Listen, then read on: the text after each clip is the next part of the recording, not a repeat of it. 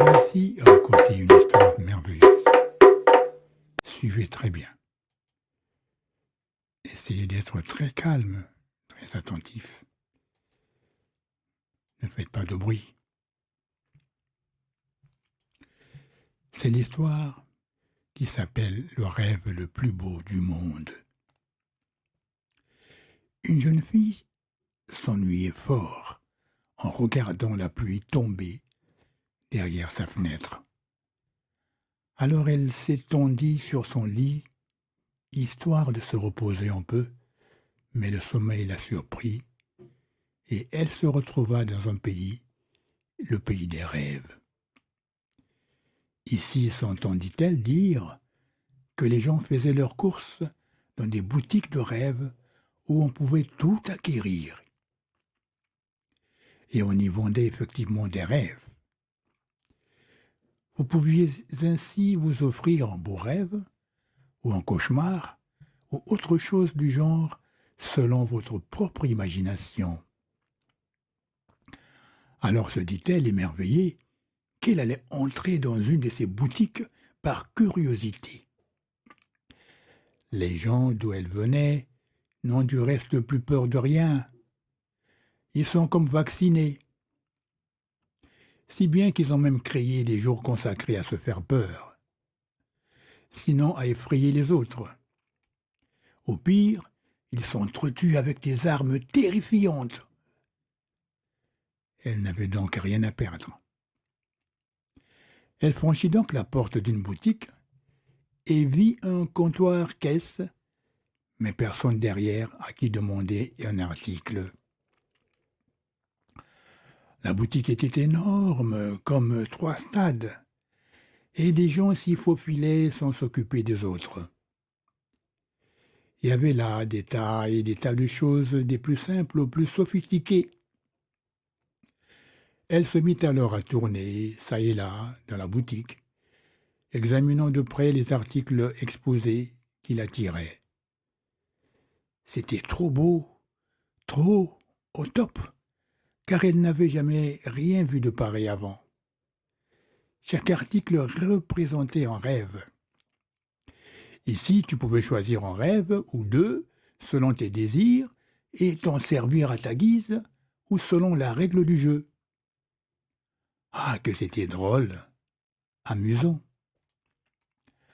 Alors, elle s'arrêta devant une annonce qui disait que ce rêve était le plus vrai de tous. Ah, et que son acquéreur ou acquéreuse serait la personne la plus heureuse du monde. Ah! Et la jeune fille qui aimait tant rêver se mit alors à rêver de bonheur infini. Elle se décida soudain à prendre l'article pour voir comment ça tournerait. Elle se dirigea alors vers le comptoir, caisse, qu'elle avait vu tout à l'heure, et demanda combien ça coûtait. Il n'y avait personne derrière le comptoir, mais d'avoir posé la question, elle entendit au fond d'elle comme une réponse, et le prix donné s'afficha à présent sur l'article. Oh! Bien surprise, elle s'exclama. Ça, c'est de la magie, ça.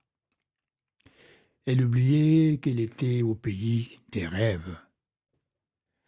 À présent, il fallait payer. Mais elle se souvint qu'elle n'avait point d'argent sur elle et qu'elle avait laissé son sac sur sa table de chevet. Comment donc allait-elle payer? Rien que d'y avoir pensé, elle entendit également qu'on lui répondait par la même voix au fond d'elle qu'elle pouvait prendre à crédit pour n'importe quel prix et que c'était même pas un problème. À cette réponse, elle se dit alors « D'accord, je prends l'article. » C'était une espèce de corne dans laquelle on pouvait souffler et le son portait très loin. C'était cette espèce de coquille d'animal marin que les gens des îles utilisent comme corne à musique. Elle prit l'article, et alors qu'elle sortait de la boutique, elle entendit un grand bruit assourdissant, comme la foudre, et il s'en suivit un vent violent qui la projeta en l'air comme une feuille de papier.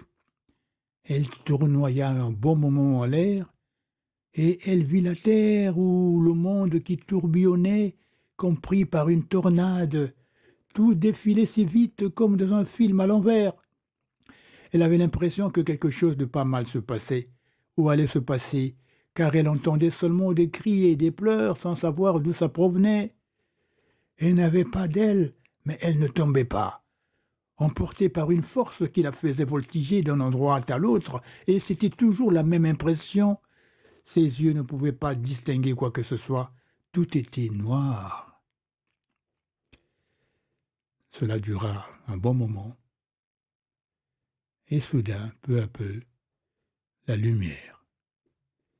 Ses yeux s'ouvrirent lentement, et elle vit qu'elle se rapprochait de leur maison.